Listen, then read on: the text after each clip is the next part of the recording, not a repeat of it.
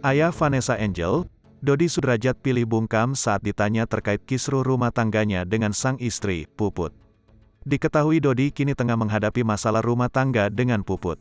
Usai digugat cerai Puput, Dodi Sudrajat enggan untuk menanggapi gugatan cerai sang istri. "Dedi enggak mau jawab yang itu. Perceraian," ujar Dodi Sudrajat ditemui di Pengadilan Agama Jakarta, Rabu, tanggal 16 Maret tahun 2022. "Pertanyaan seputar yang di sini aja ya," lanjutnya. Kembali ditanyakan, Dodi Sudrajat bersikeras tak mau menjawab pertanyaan. "Saya tidak mau jawab pertanyaan yang tidak ada hubungan dengan pengadilan," katanya. Begitupun ketika ditanya soal adanya harapan rumah tangganya dengan Puput bisa diselamatkan atau tidak. "Oh enggak, kan Dedi enggak mau jawab soal itu," katanya. Seperti diketahui sebelumnya, ayah Vanessa Angel, Dodi Sudrajat digugat cerai sang istri, Puput.